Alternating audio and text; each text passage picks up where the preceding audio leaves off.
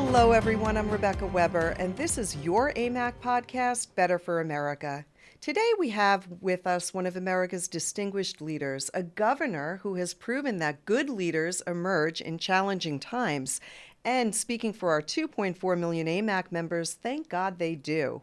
That governor is Governor Kristi Noem. She is a patriot, a wife, mother, and lifelong rancher, farmer and small business owner, and she will be joining us shortly. This is an interview, folks, that you don't want to miss. But first, I want to speak with you about Biden's recent State of the Union address, or shall we call it Biden's State of Delusion. Now, on our website at amac.us, Amac columnist Tammy Bruce delivered her opinion on Biden's speech. President Joe Biden had several options when it came to his State of the Union address, but it seems that he ignored speaking about the issues that have really put America in quite a bad position. He could have apologized for the choices that he made. He didn't have to admit his Trump derangement syndrome resulted in his frenzied, nonsensical reversal of the majority of President Donald Trump's policies simply for the sake of reversing them with no consideration of their impact. All that he needed to do was admit his mistakes, experienced daily by us American people. We see high inflation, high gas prices, crime, a strangling of our energy production, and empty shelves. Now, abroad, Mr. Biden's weakness and folly have emboldened our enemies, leading in part to a European war, abandoned American embassies, and scorn heaped upon us by our allies because of the catastrophic Afghanistan withdrawal. But Biden didn't choose that route. Instead, he doubled down on the Democrats' catastrophic social agenda and culture war, and he threw in some occasional and insulting gaslighting by insisting that Democrats want to fund the police, and he implied that they always have. Just amazing. Did someone tell him that we would all be hypnotized into believing whatever he said to the contrary? I mean, really. At one point, he also insisted we needed to secure our border. That is right. This is the same guy whose own policy has erased our southern border and facilitated the deliberate transfer of illegal aliens into the interior of our country. He touted border security as though it's been leprechauns causing all of the havoc, blinding Border Patrol agents with laser lights of rainbows and pots of gold. That's right, folks. He actually touted border security when he has done nothing. Now, there were the usual verbal stumbles and lost trains of thought, most glaringly when speaking about distributing the COVID vaccines around the world. He declared, because you can't build a wall high enough to keep out a vaccine. Yes, gaffes are embarrassing here at home, but this sort of verbal blunder reminds all of those watching, including a likely more rapt international audience, that something is wrong with the American president. It is worth noting, in 1 year enduring Joe Biden's presidency, our nation has been forced to abandon our embassies in 2 different countries. The Afghanistan debacle will be an everlasting stain on our country's reputation and honor. In mid-February, we also fled our embassy in Kiev, a full 10 days even before Putin's invasion of Ukraine began. So it's fair to say that our scurrying away possibly signaled to Putin a fearful weakness is gripping American leadership. And that's also evidenced by the Kabul debacle. The State of the Union speech itself reinforces to the world the scatterbrained and inept center of American leadership. Mr. Biden's State of the Union told us more than he wasn't interested in changing course, that he was not interested. And we learned a great deal by what he did not mention. Mr. Biden ignored the catastrophic withdrawal of Afghanistan just a short 6 months ago, almost to the day. Can you imagine, folks? He said nothing about the deaths of our 13 service members who gave their lives trying to save Americans and our allies stuck in the chaos of that evacuation. Many reacted with shock to the snub, including House Minority Leader Kevin McCarthy, who tweeted, "To the 13 American families who lost loved ones in Afghanistan in August, you deserved to be recognized by the president tonight. Americans remember your sacrifice, and we are forever indebted to you. Mr. Biden didn't stop at ignoring inconvenient, murdered military heroes in order to bolster himself. At one point, while decrying high prescription drug prices, he specifically talked about the price of insulin and how he was planning to bring that down. Once again, the joke is on the American people, as Biden himself is responsible for the high price. One of the first things he said upon taking office was to rescind Mr. Trump's pricing rule, lowering the cost of insulin and other drugs. An interesting observation from the evening was that West Virginia's Democratic Senator Joe Manchin, he was tucked away with Republicans during the speech on their side of the aisle, and throughout the evening he looked concerned about Mr. Biden's remarks. Now, there is some good news in the midst of all this gaslighting, spinning, and lies. That's right, we've got some good news, because while that speech, and in that speech we saw Kamala Harris and Nancy Pelosi sitting behind Joe Biden, if all goes as expected in the midterm, it will be the new Republican Speaker of the House sitting in that chair behind the president's podium. Now, while Mr. Biden and his clown car were preparing for their song and dance at the Capitol, voters in Texas were making their feelings known today during their primary elections. If those results are any indication of the mood of the country, Mr. Trump and his endorsed candidates are really what voters want. Breitbart reported that Trump-endorsed candidates are on fire in Texas. Former President undefeated in primaries, and every candidate endorsed by former President Donald Trump in Texas's Republican primaries have either won or are substantially leading their races as of yesterday, March 1st. Now, that is really wonderful, because that's potentially solidifying Trump's kingmaker status in the first primaries of 2022. The 45th president gave his stamp of approval, a much coveted prize among Republican hopefuls, to 33 candidates. Isn't that wonderful? At this rate, November's midterm election will be the American people doing what Mr. Biden should have done, taking the first step to admitting a mistake was made in 2020 and promising that we are committed to reversing course.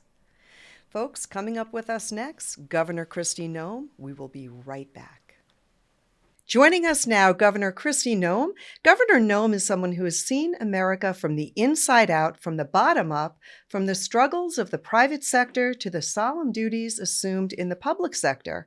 In 2010, after time in the South Dakota legislature, she was elected to the U.S. House, where she championed tax cuts, jobs, and fiscal conservatism, which roughly returned $2,400 to the pockets of hardworking Americans. She is a leader in protecting individual rights, state rights, and assuring the Constitution's true meaning is not lost. Pressing for more limited government, lower taxes, less regulation, more federal accountability, and a stronger private sector growth, she was elected South Dakota's first female governor and has delivered on her promises. But perhaps most of all, she has proven that good leaders trust the people, preserve our right to make our own decisions, and keep government at a minimum. Notably, during COVID, Governor Noem did not order a single business or church to close and never indulge hysteria like shelter-in-place mandates. She is also a mother of three with both a love of family and strongly held faith. Please welcome South Dakota's distinguished Chief Executive, Governor Kristi Noem. Governor, welcome, and thank you for joining us today. Oh my goodness. I appreciate you having me and inviting me to come on.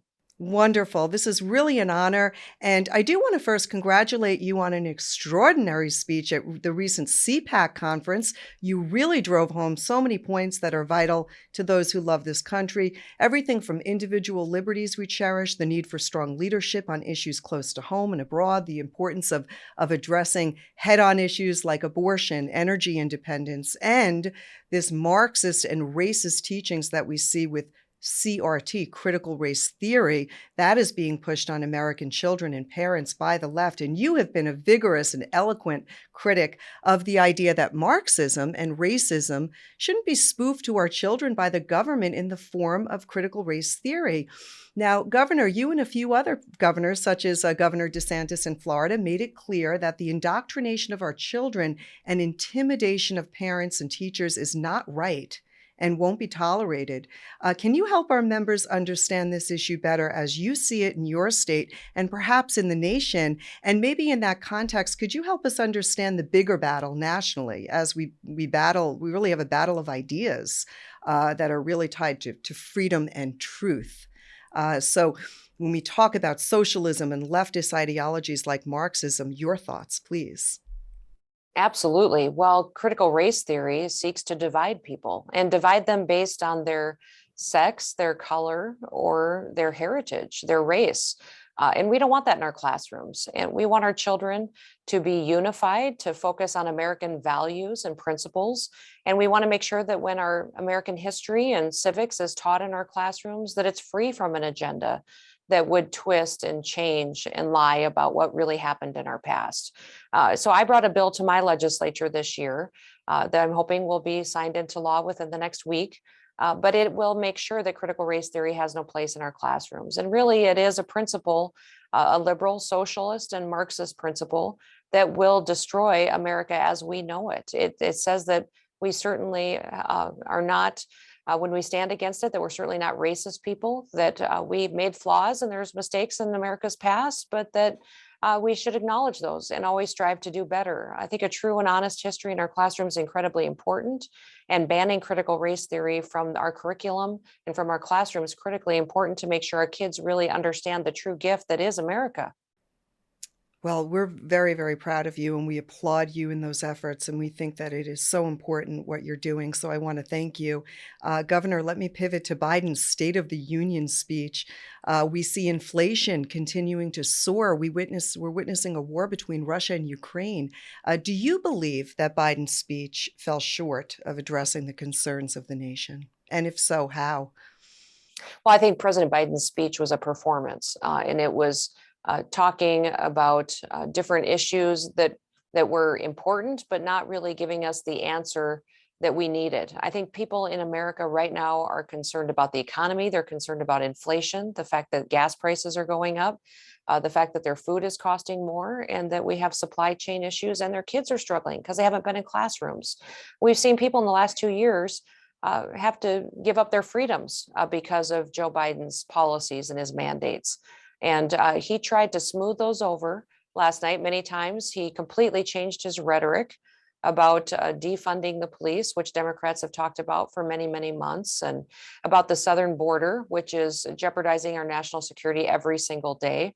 So it was interesting to me to watch him try to sound like he was maybe unifying people. But in the end, when you dug into his words and what he really embraced with policies behind them, it was even more division and more extremism. He wants to raise taxes. Some of the things he proposed last night would increase regulations and costs on the American people. And then he hasn't been a strong leader on foreign policy. His withdrawal from Afghanistan certainly weakened our national security and was devastating for how we're perceived on the world stage. When he quit the Keystone Pipeline and when he gave the rubber stamp to Nord Stream 2, he strengthened Russia, told Putin, go ahead, we're weak. We're going to let you do what you want to do. And that's what we're seeing unfold in Ukraine. So this president, I feel if he doesn't change course, doesn't start embracing freedom and projecting a strong America, that he should resign based on his poor leadership and how he's jeopardizing our future as a country. That's a very, very good point. And I think for those of us listening that are paying attention, we did see and recognize that his words were rhetoric, that the policies, as you put it, that he has put in place have not resulted in the outcomes that he spoke about. And I think that we all, those that are paying attention, see through it, and hopefully enough people will understand that and really hold him accountable, because he's made promises and those promises have not been kept. Governor, thank you again for that. I do want to turn to a few specific issues, including those that you mentioned at CPAC. You're both a state leader and you're focused on key national issues, many with backwash into the states. So I want to start with the way in which the federal government under Biden has really trampled on states' rights. Now, interestingly, under Trump, COVID did not produce broad federal mandates. Instead, our 10th Amendment, which preserves rights to the states and people, if not expressly given to the federal government, was respected. And so was the First Amendment, with rights to free speech and worship, travel. But the Biden White House, with cheerleading from congressional Democrats and some in the media, they seem fine with federal mandates. And we're finding and learning that these are many unconstitutional. Can you help our members and others that are listening understand why leaving states to make some of these decisions is so vital, and why this kind of federal overreach is so wrong? Well, what was so wonderful when President Trump was in the White House was that he allowed me to do my job. He allowed me as governor to make the best decisions for my people in our state of South Dakota, and to give them personal responsibility to be flexible, to not only take care of their family's health, but to also keep their businesses open and put food on the table. That dramatically changed when President Biden came into the White House, and he did trample on states' rights. He does think that he has the authority to go forward and force us as governors to fall in line behind what he sees as his mandate and his agenda for this country.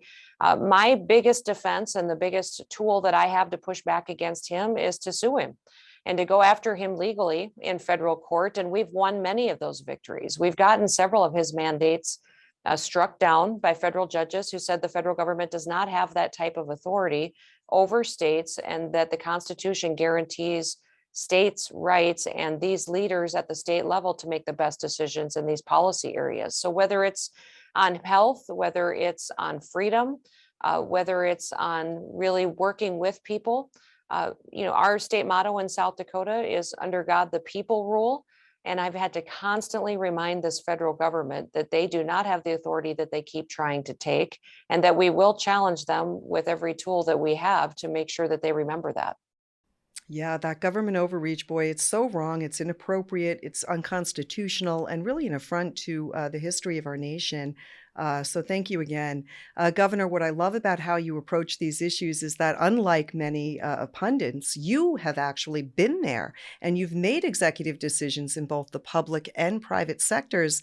So you really know what you're talking about, because these hard decisions really have landed on your desk as governor. So let me ask you about another issue, one with which I think you've have a lot of conviction. Our membership tends to overwhelmingly respect the life of unborn children, and we oppose late-term abortions and other affronts to life. Now, you have had to wrestle this issue, and you've been vocal on it recently. I have three questions. First, can you share with us your views and how you've addressed legislation to this issue? And then second, what do you think happens with Roe v. Wade at the Supreme Court this year? And finally, if Roe were overturned or legally narrowed, will Democrats try to pack the Supreme Court and really further undermine the Supreme Court? And is that a threat to our democracy?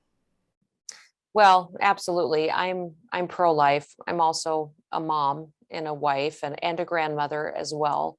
And I just think that it's incredibly important that we remember that while we all hold beliefs and our faith closely, that science backs up our belief that life begins at conception. The more and more as time has passed over the years, more and more has been revealed as far as the science that shows that that is a life that deserves an opportunity to be defended. When I ran for governor, I said I wanted to be the most pro-life governor that there was in the country. In fact, I put someone on my staff that their job title is to be an unborn child advocate. They get up every day and look for opportunities in state law, in regulation, or at the federal level to defend life and to make sure that we're valuing every single person in this country, whether they're born or unborn. I served in Congress for 8 years, had the opportunity to work at the federal level.